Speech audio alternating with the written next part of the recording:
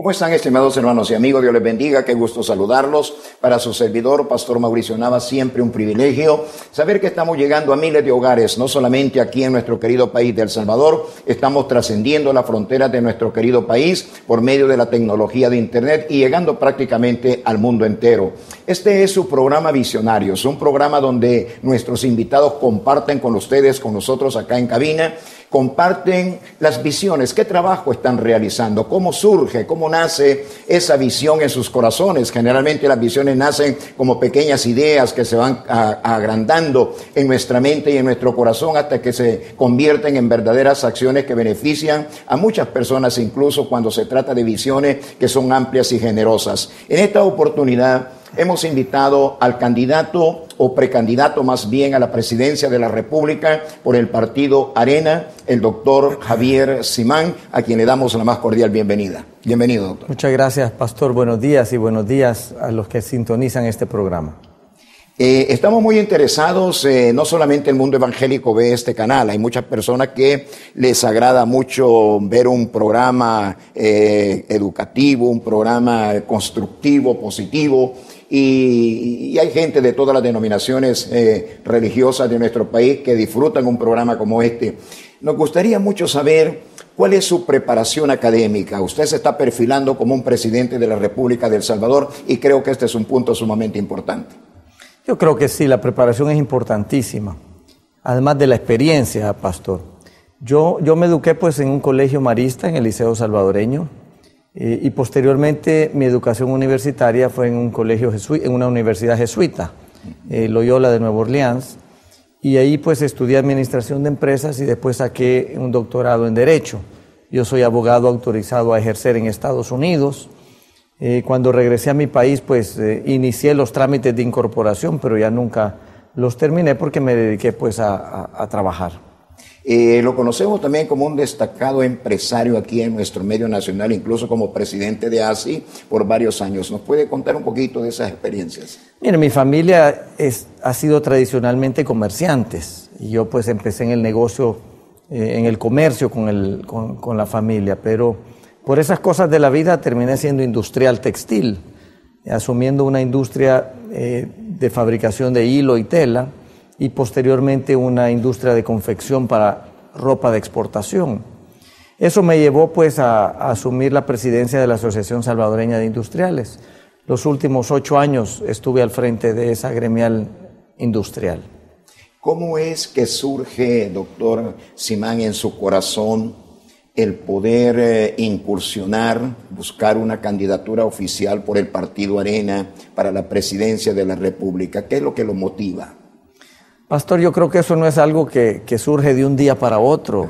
Yo creo que es la frustración, al igual de miles de salvadoreños, que estamos desencantados de la manera en que se hace política en nuestro país, de la manera en que se gobierna en nuestro país. Y desde la gremial ASI yo vine proponiendo soluciones a muchos de los problemas del país. Entonces como que llega un momento que uno dice, bueno, si no lo van a hacer ellos, veamos si lo podemos hacer nosotros. Y por supuesto, los diferentes sectores que nos apoyan no dejan de poner alguna presión que uno busque ese camino, ¿verdad? Pero no es fácil.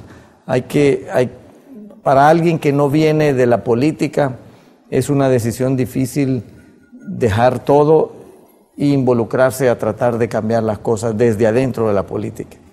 Hay problemas con los cuales lucha nuestro país, querido doctor Simán, que definitivamente queremos ver un fin de esos problemas para entrar en un nuevo tiempo y disfrutar, por ejemplo, la tranquilidad y la paz que todos anhelamos para nuestro querido país, ya no ver el derramamiento de sangre que ha sido muy característico de los últimos tiempos.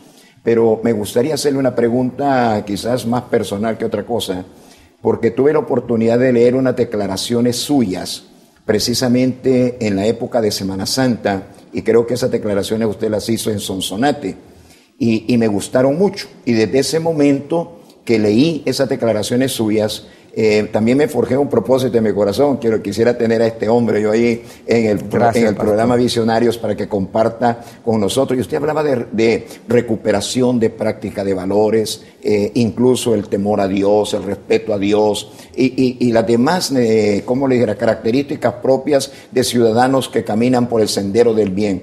¿Me podría platicar un poco respecto a eso? ¿Qué ve usted de cambios que se necesitan hacer? Tal vez no estructurales todavía, luego vamos a tocar ese tema más, pero en el corazón de la gente, en la vida de la sociedad, ¿qué es lo que necesitamos cambiar? Sí, pastor, definitivamente hay una falta de valores, hemos perdido la fe en Dios, y eso viene de la educación que le estamos dando a los niños, ¿verdad? ¿Qué están aprendiendo los niños en las escuelas? En mi opinión muy personal, y después de visitar tanta escuela y por todo el territorio, se le está educando a los niños para el pasado, no se le está educando para el futuro. No los estamos preparando para que le hagan frente a los retos del futuro. Y aquellas asignaciones de moral y cívica se abandonaron. No se está inculcando valores, el respeto, los buenos modales, todo eso se ha abandonado. Y los niños en los primeros 6 años es cuando más asimilan esos valores. Entonces tenemos que regresar a nuestros valores, a nuestros principios, a inculcar en la sociedad el respeto a la ley, el respeto al prójimo, la solidaridad, la tolerancia, porque todos tenemos diferentes opiniones y no por eso somos enemigos, ¿verdad? Y por supuesto la fe en Dios. Aquí vemos cómo cada día asesinan a más de 12 personas diarias. Diariamente mueren 12 personas y nadie dice nada. Nadie se indigna, se ha perdido el respeto a la vida, sí, ¿verdad? Y entonces tenemos que volver a esos principios, a esos valores, que son la brújula que rige nuestra vida. ¿Usted estaría como presidente de la República en la, ¿cómo le dijera esto?, en la disposición de generar fuertes corrientes educacionales que traigan como resultado una restauración de la práctica de valores? Alguna gente dice, doctor, que los valores se han perdido, y los valores no se han perdido, los valores están donde tienen que estar. Lo que se ha perdido es la práctica de los valores aquí en este país. Hay un irrespeto tremendo en diferentes sentidos en el área de nuestra vida. ¿Usted estaría, por ejemplo, dispuesto a generar reformas, si así fuera necesario, en el pensum académico del Ministerio de Educación para generar valores? Es que esa es una prioridad. Tenemos que ir a cambiar toda la educación, desde las instalaciones, porque si usted visita las escuelas se da cuenta que están en pésimas condiciones, sí, totalmente abandonadas.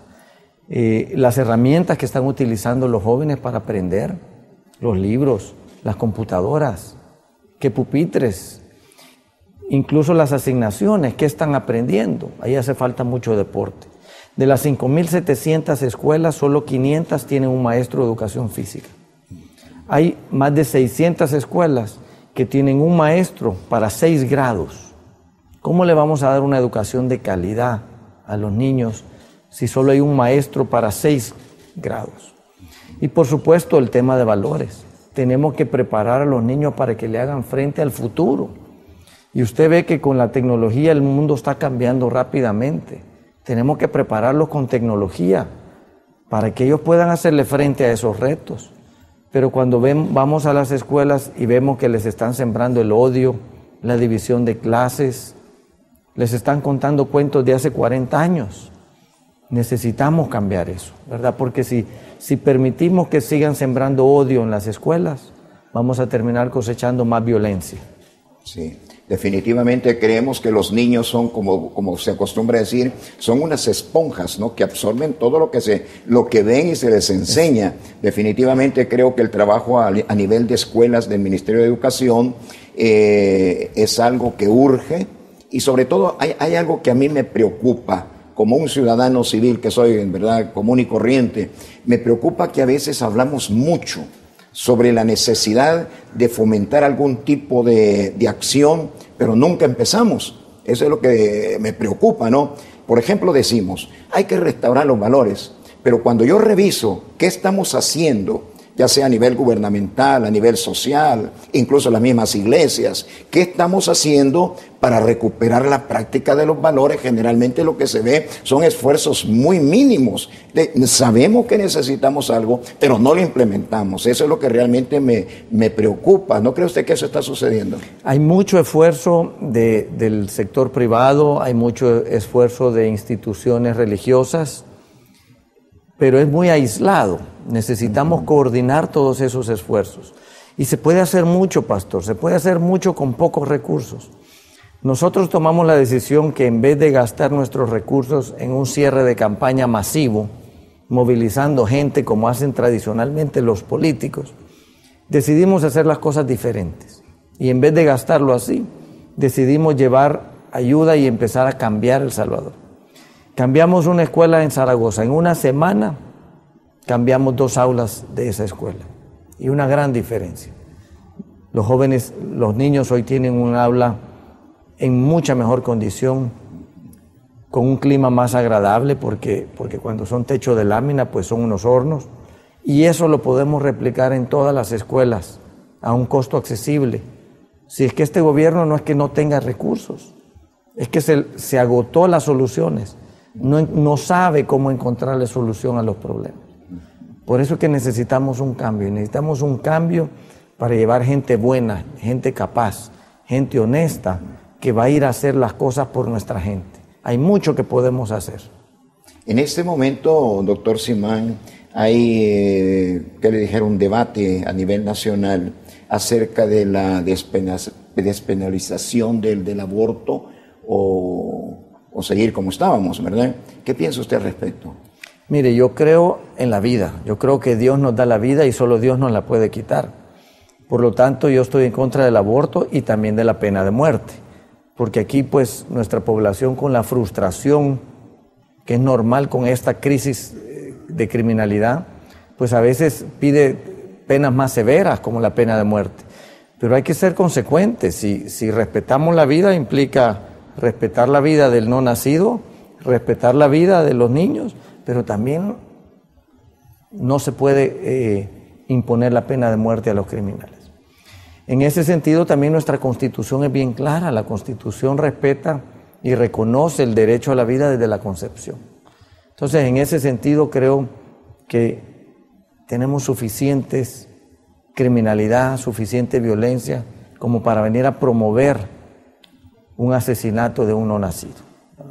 Y hay que hablar claro, porque aquí hablan de interrupción del embarazo, pero eso es un asesinato. Usted, pastor, no oye que las 12 personas que asesinaron en los periódicos le digan que les interrumpieron la vida, los asesinaron. Lo mismo es con el bebé, ¿verdad? No es que le interrumpan el embarazo, es que los están asesinando. Y yo no quiero jugar a ser Dios entre la madre y el bebé, eso solo Dios. Entonces el respeto a la vida es el derecho más fundamental que tenemos todos los ciudadanos. Definitivamente nos agrada mucho esa manera de pensar, porque nosotros como evangélicos somos muy respetuosos, por ejemplo, de los mandamientos de Dios. Y en los mandamientos de Dios específicamente hay uno que dice no matarás, ¿verdad? Sin importar las edades, sino que simplemente Dios dice no matarás, porque Dios se considera pues el dueño de la vida, el dador de la vida, y solamente creemos nosotros que Él tiene el derecho a interrumpir la vida. Pero por otro lado me parece que hay un poco de incoherencia en el hecho de que la sociedad, el gobierno, las instituciones de seguridad están luchando para disminuir la violencia que tiene muchas veces como resultado la muerte de seres humanos, y por otro lado estamos promoviendo que si se le quite la vida a recién nacidos, o mejor dicho a no nacidos, que son la gente más inocente que puede haber. Entonces me parece que hay una incoherencia. Por aquí queremos que no haya muerte y por aquí queremos que sí. ¿No le parece a usted? Totalmente de acuerdo, pastor. Hay una gran incoherencia en el sentido de que aquí asesinan a 12 personas diarias y nadie dice nada. Y las organizaciones internacionales no las oímos clamando por los derechos humanos de esas víctimas, ni de los familiares, de los hijos huérfanos, de las esposas que quedan viudas. No vemos a las organizaciones internacionales clamando por los derechos humanos de los 40,000 reos, porque aquí nuestras cárceles son inhumanas, sí, ¿verdad? Incluso hay reos que no han recibido un juicio justo ¿verdad? Que probablemente son inocentes. Entonces, vemos que las instituciones presionan por el tema del aborto, pero se hacen el ojo pacho para temas más graves que estamos viendo en nuestro país, como son los 12 asesinatos diarios. Sí, sí. Ha habido... Además, yo tal vez quería agregarle algo en ese sentido, porque aquí hablamos de algunas excepciones en las cuales se debería permitir el aborto. Pero la solución no es asesinar al no nacido. La solución es que el Estado garantice la seguridad de las adolescentes, en el caso de violaciones, por ejemplo. O que el Estado brinde la educación para que las adolescentes tomen decisiones más informadas, qué van a hacer con su cuerpo. Entonces, en ese sentido, la solución no es terminar un embarazo. La solución es garantizar la seguridad para todos los jóvenes. La solución es acompañar a esa madre soltera para que tenga un embarazo sano y dé un parto a luz, que dé a luz un bebé sano, y que si no quiere a ese bebé, que se le pueda dar en adopción a una familia que sí le va a dar a ese bebé todo el amor y toda la educación que va a requerir. Entonces, el Estado puede ayudar de muchísimas otras maneras, no necesariamente consintiendo que se termine un embarazo no deseado. Sí.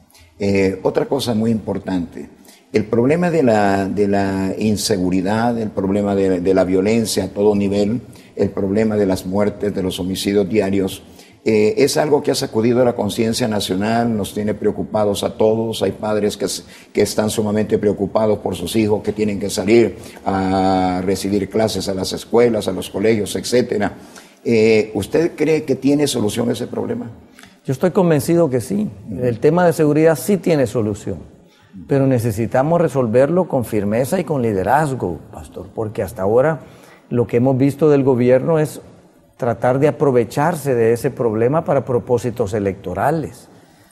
No hemos visto una sincera voluntad de resolverlo. Y para resolverlo no solo hay que hablar de represión, hay que ir a los barrios y a las comunidades, ayudarle a esos jóvenes a que tengan oportunidades, de recrearse, deportivas, de educarse, para que no entren a los grupos a delinquir. Entonces hay que hacer mucho trabajo simultáneo. Y esta no es tarea solo de la PNC, esta es una tarea de todo el gobierno, todo el gabinete, porque en esas comunidades tiene que entrar el Ministerio de Obras Públicas a reparar calles, a reparar escuelas. Ahí tiene que entrar el Ministerio de Educación, ahí tiene que entrar el INDES con deportes. Es decir, es tarea de todo el gobierno. Incluso me atrevo a decir que también es tarea de todos los órganos del Estado, porque la Asamblea Legislativa tiene que legislar y probablemente tiene que tomar medidas extraordinarias para ciertas áreas del país. El órgano judicial tiene que colaborar también, ¿verdad? Entonces, esta tiene que ser un propósito de nación, un propósito de Estado, no solo del gobierno. Sí. Ahora, pero todo esto necesita dinero, doctor. Dinero tienen, dinero hay, lo que pasa es que se está utilizando mal. Recuerde que hay un impuesto que todos los salvadoreños pagamos, son 5 centavos masiva por cada $1 de tarjeta prepago, o por la compra de teléfono o de cualquier accesorio. La telefonía, sí. ¿Verdad? ¿A dónde va ese dinero? No hemos visto en qué se está gastando. Además hay un impuesto para todas las empresas correspondiente al 5% de sus ganancias. ¿A dónde va ese dinero? Y también el gobierno tiene el presupuesto ordinario para seguridad. ¿En qué se está utilizando? Entonces yo creo que no se trata de poner más impuestos, sino de usar mejor los recursos que ya cuenta el Estado. ¿Qué piensa usted acerca, por ejemplo, del salario de los miembros de la Policía Nacional, del Ejército mismo? ¿Será que las condiciones no son apropiadas también en este sentido? Coincido totalmente, pastor. Yo creo que no solo hay que... Cuando pensamos en la policía, tenemos que pensar en los agentes policiales. ¿Cómo están viviendo ellos? ¿Cómo están viviendo sus familias? ¿Cómo se les está compensando? ¿Qué tan motivados están? Si se les está dando la atención de salud, tanto médica como mental también, porque hay que acompañar a los policías que han perdido un compañero, que se les ha asesinado tal vez a sus familiares. Hemos visto el día de ayer cómo asesinaron a 4 familiares de un policía. ¿A dónde está viviendo su familia? ¿Cuáles son los lugares de recreación de nuestros policías, verdad? Entonces hay que pensar en nuestra gente primero. Lo mismo pasa con nuestros médicos y trabajadores de salud. Lo mismo pasa con nuestros maestros. El gobierno se ha olvidado de ellos. Si confiamos la salud de nuestros hijos en los médicos del sector público, entonces preocupémonos por los médicos que estén bien. Si le confiamos la educación a los maestros, preocupémonos que tengamos buenos maestros bien compensados, bien capacitados y bien motivados. Lo mismo con el sector de seguridad. Policías y soldados, preocupémonos por nuestra gente. Gracias, doctor.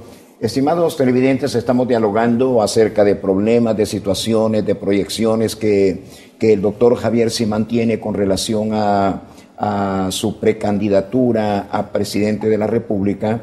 Y estamos conociendo, como ciudadanos, es importante que conozcamos cuáles son las proyecciones precisamente de un candidato presidencial. Vamos a volver dentro de breves momentos para seguir con este diálogo. Vamos a ir a un corte comercial.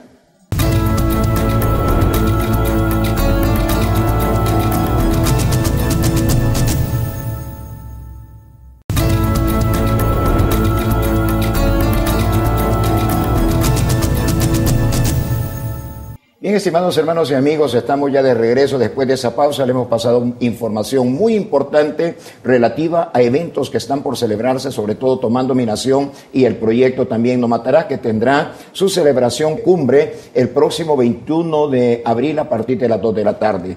Estamos en este programa de Visionarios con el doctor Javier Simán. Estamos hablando mucho de la temática de nuestras necesidades, nuestros problemas nacionales, las posibles soluciones. Él está compartiendo con nosotros lo que en su mente y corazón, claro, esto se plasma luego en un proyecto de nación, pero estamos platicando cómo es que se piensa, podríamos encontrar soluciones a los diferentes problemas con los cuales el país ha luchado y que algunos problemas se han incrementado de tal manera como el problema de la violencia, que nos ubican en el contexto de las naciones como un país pues de violencia, un país de muerte. Sin embargo, creemos que hay solución. Le he preguntado directamente al doctor Simán, ¿cree que tiene solución el problema de la inseguridad? Y él dice, claro que tiene solución. Yo personalmente también creo que tiene solución. Pero me gustaría hacer una pregunta, doctor Simán. Yo he leído en su hoja de vida que usted tiene un trasfondo espiritual, ¿verdad? Usted se educó con los hermanos maristas en el Liceo Salvadoreño e indiscutiblemente tiene que haber habido una educación espiritual también. ¿Cree usted que tiene importancia el elemento espiritual para encontrar solución al problema de la inseguridad? No solo en los reos, pastor, en toda la población necesitamos recuperar esa fe en Dios. Nuestro pueblo es mayormente cristiano, sí, ¿verdad? No importa si es católico, si es evangélico, de cualquier otra denominación, pero todos somos cristianos, creemos en Jesucristo y queremos seguir el ejemplo de Jesucristo. Entonces hace falta inculcar más esa fe en Dios y esos valores en toda la población, y eso se hace desde temprana edad, ¿verdad? Sí. Ahora, en el caso de las cárceles con los reos, por supuesto que con mayor razón hay que llevar la palabra, ¿verdad? Y es ahí donde se pueden dar muchos casos de reconversión. Y lo hemos visto, hemos visto a muchas organizaciones religiosas que están trabajando con los reos. Están trabajando con los que ya han salido de la cárcel para que no vuelvan a delinquir, para que encuentren el propósito en su vida. Sí. La rehabilitación no deja de ser también, doctor, un punto un poco débil. Sin embargo, ahora se está manejando un programa que me parece es ideal, es muy bueno. Es el proyecto de Yo Cambio. Hemos visto mucha labor, incluso he estado en algunas oportunidades dentro de los centros penales y hemos visto cómo los reos, en primer lugar, están invirtiendo su tiempo, sus capacidades, su mente misma en algo productivo. Aunque también he visto en algunos lugares que los reos, los privados de libertad, están prácticamente en un ocio completo, ¿verdad? Lo cual no va a resultar en nada bueno. ¿Cree usted que todavía hay que trabajar más en la rehabilitación de los reos en los centros penales? Hay mucho que hacer, pastor, primero, porque ahorita usted tiene revueltos a los reos comunes con los criminales, y todos salen graduados de criminalidad. Pero también usted tiene revueltos a los detenidos que están esperando que su caso pase ante un juez, tiene revueltos a los que ya están esperando juicio y tiene revueltos a los que ya fueron sentenciados. Entonces, hay diferentes instancias para eso. La ley estipula que son diferentes centros de detención, pero pareciera que están todos revueltos. Gente inocente termina en la cárcel con criminales. Tenemos que separarlos. Segundo, hace 8 años teníamos 9,000 reos. Hoy hay aproximadamente 40,000 reos. Las instalaciones penitenciarias no son apropiadas para ese número, para esa cantidad de reos. Necesitamos separar a los reos comunes y moverlos a instalaciones de menor seguridad. Y para eso el Estado tiene muchas propiedades que le quedaron al sistema financiero, al FOSAFI. Ahí encuentra usted naves industriales que se pueden convertir rápidamente en centros de detención de menor seguridad para combatir ese hacinamiento que hay en las cárceles. Y el otro tema es lo que usted menciona, ¿qué hacen los reos mientras están cumpliendo su sentencia? Tenemos que ponerlos a hacer algo, tienen que llevar una vida productiva. Ese programa Yo Cambio es muy bueno, hay que reconocer, están recogiendo basura en las playas, otros trabajos, pero entiendo que solo son para los reos de menor peligrosidad. Sí. Hay que poner a los reos a trabajar. Y para eso propusimos del sector privado en algún momento crear talleres dentro de las cárceles, para que los reos lleven una vida productiva, aprendan un oficio y cuando cumplen su sentencia puedan autoemplearse o puedan conseguir un empleo cuando ya salen de la cárcel. En ese sentido propusimos talleres de panadería, talleres de costurería, de carpintería, de hojalatería, para que los reos tengan un ingreso mientras están en la cárcel, ya sea para que lo ahorren o para que mantengan a su familia, y cuando salgan puedan autoemplearse. Ese es un reto grande. Para la solución de los problemas de inseguridad, porque no solamente El Salvador ha pasado por momentos difíciles relativos a la inseguridad, hay otros países como Colombia, por ejemplo, que también han tenido un nivel bastante alto de inseguridad en determinados momentos de su historia. Igual, por ejemplo, Brasil, México está pasando todavía por problemas de inseguridad.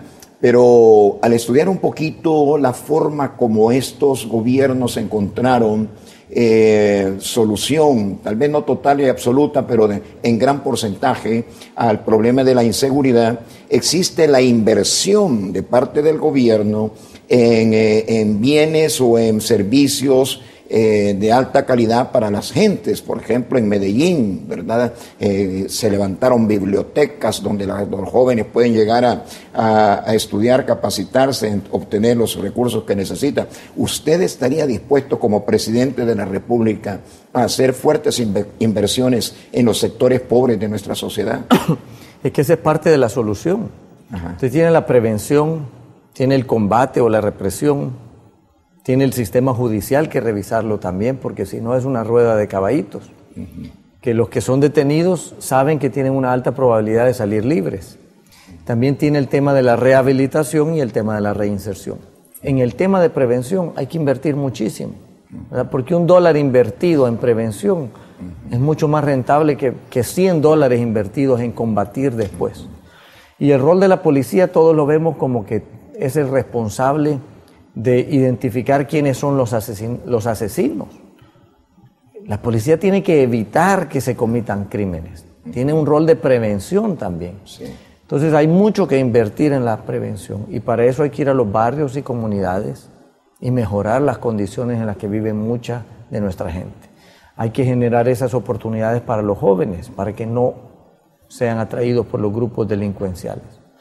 Pero el problema también es más extenso que solo social, es decir, la causa puede ser pobreza, la causa puede ser social, pero también ahí hay narcotráfico, ahí hay tráfico de armas, tráfico de drogas, lavado de dinero, hay otros delitos que se están cometiendo y es bien importante tener un mapeo de los delitos, dónde se están cometiendo y qué tipo de delitos se están cometiendo, ¿verdad? Para poder orientar todos los esfuerzos apropiadamente en aquellas comunidades. Doctor Simán, hay una cosa que me preocupa mucho y usted lo ha dicho en 2 oportunidades en este programa. hay 12 muertos diarios y como que no reaccionamos. Pareciera ser que nos hemos culturizado con ese tipo de, ese sistema de noticia o de acontecimiento dentro de nuestro querido país. Yo personalmente también tengo una preocupación extrema, no desde ahora que tenemos niveles altos de inseguridad. Esa preocupación la tengo desde que vi niños en los tiempos de la guerra que se ponían frente a los cadáveres para aparecer en la foto, porque llegaba el periódico, estaban muchos cadáveres producto de la confrontación bélica que tuvimos entre 1980 y 1992, estaban los cadáveres acá y los niños llegaban y se ponían frente a los cadáveres para el simple hecho de salir en la foto que al día siguiente el periódico o el canal de televisión iba a proyectar. Y los niños salían riéndose, ¿verdad? Como son propios los niños. Y yo me preocupaba ver eso y decía, Dios mío, no, esto no puede ser así. Estos niños se están acostumbrando a ese escenario. Se están acostumbrando a ese escenario. No sé si serán los jóvenes que ahora estamos viendo delinquiendo a lo largo y ancho del país. Nosotros tenemos dos proyectos, doctor Simán, que su servidor coordina a nivel nacional. Uno se llama No Matarás, fundamentado en uno de los 10 mandamientos que Dios entrega a Moisés en el Sinaí hace más de 3,000 años atrás. El otro se llama Tomando mi Nación. Son movimientos estrictamente de orden espiritual, pero tienen una repercusión directa en no generar una cultura que nos haga desentendernos de nuestra realidad y de la dureza de la inseguridad con la cual nosotros vivimos. ¿Por qué? Porque trabajamos en municipios. Busco a los pastores de la localidad, de cualquiera de nuestros 262 municipios, busco a los pastores, los entusiasmo, hagamos algo, pero que participen las autoridades municipales, que participen las escuelas, que participe el ciudadano, que participe lo más que se puede. Hemos tenido de estas bandas de paz, según el entusiasmo que se despierta en la localidad. Y la gente marcha por las ciudades del pueblo, del cantón, de la ciudad, de la cabecera departamental. Y para mí eso es importante, que mediante esa marcha, mediante esa oración que hacemos en conjunto, la gente exprese su rechazo a la violencia y no se culturice con la violencia. Creo que es un factor sumamente importante en el cual debemos de trabajar. Y si usted ve, ahorita hay más asesinatos diarios de los que sucedían en la época del conflicto armado. Es decir, que la situación ahora es más grave. Y yo le diría, pastor, que los que crecimos en la época del conflicto armado tenemos una conciencia de no a la guerra, no a la violencia. Es decir, los que vivimos la guerra no queremos que eso vuelva a suceder jamás en nuestro país. Pareciera que esta cultura de violencia es más reciente, porque los acuerdos de paz tienen 27 años. Es decir, que aquellos que nacieron el año de los acuerdos de paz ya tienen 27 años. Y vemos jóvenes delinquiendo de mucha menor edad. Entonces pareciera que es una cultura más reciente. Nosotros, por supuesto, estamos comprometidos que en nuestro país no se vuelva a dar un conflicto armado como el que vivimos y estamos comprometidos para que se elimine toda esta violencia que estamos viviendo. Pero eso empieza en los hogares, la violencia familiar. ¿Qué estamos haciendo para evitar la violencia familiar? ¿Qué estamos haciendo para educar a los niños en las escuelas en temprana edad? ¿Qué estamos haciendo para los niños que viven en hogares fraccionados porque sus padres han emigrado a Estados Unidos? Los que crecen con la abuela, con la tía. Eso es lo que tenemos que estar revisando desde ahora. ¿A dónde se divierten los niños? ¿Cuáles son los espacios de recreo que tienen? ¿Cuáles son los ejemplos que siguen? ¿Verdad? Porque eso es lo que los niños van a hacer cuando crezcan.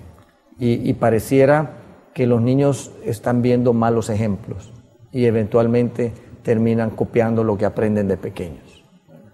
¿Podríamos contar con su apoyo siendo usted presidente de la República, si Dios así lo permite? ¿Podríamos contar con su apoyo para que las iglesias evangélicas programemos y realicemos actividades de prevención, posiblemente dentro del marco de nuestras creencias, posiblemente en el marco de nuestra confianza en Dios, qué sé yo, abriendo las escuelas para que gente nuestra pueda llegar a hablar sobre valores, por ejemplo, ¿no? A dar, tal vez no tanto aspectos religiosos, para no entrar en confrontación con algunos pensamientos e ideas que al respecto se pudieran dar, pero cultivando valores, enseñándole a los niños la práctica de los valores, aún a los maestros enseñándoles los valores. Yo he tenido la oportunidad solamente un mes atrás de tener a 450 directores del Departamento de la Libertad, hablándoles estrictamente de valores. A través de una fundación cristiana evangélica con quien hicimos una alianza, le hemos estado enseñando a los directores para que ellos se conviertan a su vez en canales de distribución de lo que se les enseñó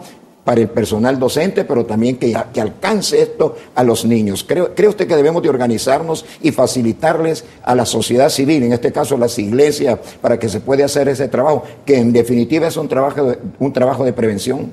Yo estoy convencido que tenemos que invertir en todo lo que es la educación de los niños, empezando por los valores, los principios. Ahora, hay que tener en cuenta, pastor, que si Dios me da la oportunidad de llegar a la presidencia, no puedo ir a imponer mi fe, tengo que ir a imponer la Constitución. Correcto. ¿Verdad? Pero hay maneras, hay ciertas asignaciones que sí se pueden dar en las escuelas públicas, moral y cívica, por ejemplo. Los derechos, respeto a los deberes, el respeto a los derechos de los demás, los deberes ciudadanos. Y hay otras materias que se pueden dar fuera del currículum, digamos, estatal, ¿verdad? Que eso depende también de los padres de familia, de los padres que en cada una de las comunidades donde están las escuelas públicas. Pero sin duda tenemos que hacerlo. Hay algunas que van a ser iniciativas gubernamentales del Estado y hay otras que tienen que ser iniciativas privadas, en el sentido de que son los padres, son las iglesias los que tienen que complementar esa educación de nuestros hijos, ¿verdad? Y ahí, pues, por supuesto, hay que respetar la libertad de culto de cada ciudadano y de los padres. Eso es un tema importantísimo, garantizar la libertad individual, porque recuerde que la patria potestad está en los padres, y son los padres los que tenemos que respetarles su libertad de educar a sus hijos en el hogar también. Entonces, tenga la confianza que estamos comprometidos con inculcar valores y con que se respete la ley.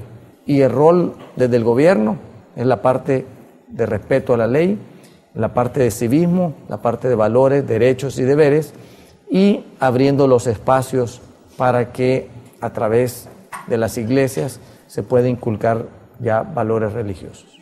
¿Qué opinión usted da al hecho de que, por ejemplo, en un país con una reconocida democracia bastante considerable y fuerte, se dio de que un pastor evangélico, yo a él no lo conozco personalmente, no sé, incluso no conozco su trayectoria, pero aspiró a la presidencia de la República? El día de las elecciones pues no salió favorecido con el voto, pero estuvo ahí en la contienda. En la segunda vuelta pues fue el contendiente del que ahora ha sido elegido presidente de Costa Rica. ¿Qué opinión le merece a usted esa persona, ese pastor evangélico que se lanzó como candidato a la presidencia? Yo no lo conozco, pastor, ni lo seguí mucho, pero sí creo que en política nos hace falta más valores, nos hace falta gente con mayores valores cristianos, ¿verdad? Porque la política es servir, es parte de nuestra responsabilidad como cristianos, servir a los demás. Entonces sí nos da mucho gusto ver gente con valores cristianos que se esté involucrando en la política. También para nosotros los católicos, el Papa dijo que el cristiano debe involucrarse en la política para cambiar las cosas, ¿verdad? Para mejorar la vida de los más necesitados. Entonces lo vemos muy positivo, ¿verdad? Que más gente con principios y con valores se involucre a política para cambiar la manera en que se hace política en nuestro país. Bueno, entonces el campo de la seguridad, que es el tema más más latente en nuestro medio, que quisiéramos ya se terminara la inseguridad y más pronto que tarde comenzáramos a caminar por las calles de nuestro país tranquilos, los papás tranquilos, que no les va a suceder nada a sus hijos. Hemos visto actos horrendos, hemos visto actos que nosotros como gente que somos de fe, de principios cristianos, no lo vemos de otra manera sino como verdaderos actos satánicos ya, ¿verdad? Que un personaje ahí le corta la cabeza a dos y después pretende abusar de los cadáveres, ya eso ya trasciende lo que es el ser humano, ¿verdad? ¿Cree usted que debemos de seguir trabajando arduamente para recuperar a este país? Yo tengo un pensamiento al respecto. Aquí no vinieron los africanos ni los asiáticos a despedazarnos la sociedad que teníamos y a dejarla como está hoy. Somos nosotros los que hemos hecho esta sociedad y tenemos que aceptar la responsabilidad, nos guste o no nos guste, que las experiencias del pasado, por ejemplo, en cuanto al tema familiar, han repercutido en muchas de las cosas que ahora delictivamente estamos viendo. ¿Cree usted entonces que vale la pena que volvamos la mirada hacia esa mejoría, aunque usted ya lo dijo antes, pero me gustaría hacer un énfasis al respecto, una mejoría en las condiciones de la familia? Porque la familia, después de todo, es el núcleo que sustenta la sociedad. Si la familia no está bien, no puede estar bien todo, ni la iglesia puede estar bien si la familia no está bien. ¿Qué debemos de hacer en cuanto a la familia? Mire, este país es de todos los salvadoreños, no es de los que nos gobiernan. Y si estamos descontentos, todos tenemos que hacer algo por sacar nuestro país adelante. Pero pareciera que todos criticamos y criticamos, pero nos quedamos de brazos cruzados. Ya es momento que todos nos involucremos para sacar el país adelante. Correcto. Y ese es el reto. La patria nos llama, y nos llama a todos para resolver estos problemas de una vez por todas. Y en ese sentido, hay que identificar los problemas y hay que empezar a atacarlos desde su raíz. Y eso es lo que yo he propuesto. Yo me he metido en esto porque quiero cambiar El Salvador. Quiero cambiar la manera en que se hace política. Estamos demostrando que se puede hacer política de una manera diferente, pensando en la gente y respetando la ley. Y yo los invito a todos los televidentes a que hagamos lo mismo, que empecemos a incidir en nuestros políticos, en nuestros gobernantes, para que hagan bien las cosas. Por supuesto, todo comienza con los valores, con los principios. Tenemos que elegir gente de principios, gente de valores, gente que va a ir a trabajar para todos los salvadoreños, no para su bolsillo, ¿verdad? Gente que va a ir a servir, no a servirse. Y eso comienza eligiendo a personas honestas, capaces, que no tienen miedo en defender sus principios y sus valores. Porque eso también es algo que nos ha pasado en el país, sí, ¿verdad? A la gente le da miedo defender su fe, sí, para que no lo critiquen.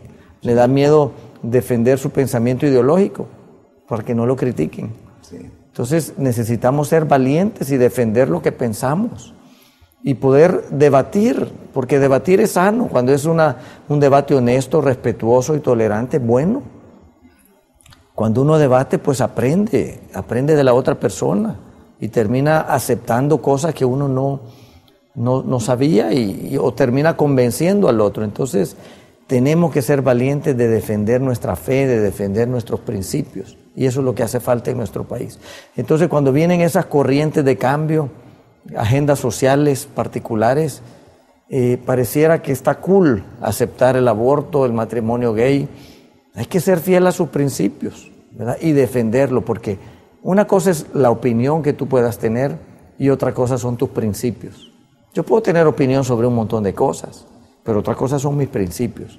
Los principios son inamovibles, son la brújula que guía tu vida, ¿verdad? Las opiniones van y vienen. Yo puedo tener una opinión ahora sobre un tema y luego cambio. Pero en el respeto a la vida no se trata de opinión, se trata de principios. ¿Tú crees o no crees en el respeto a la vida? No es algo que puedas creer a veces y a veces no. Entonces hay que defender esos principios, hay que defender esa fe en Dios, sin miedo.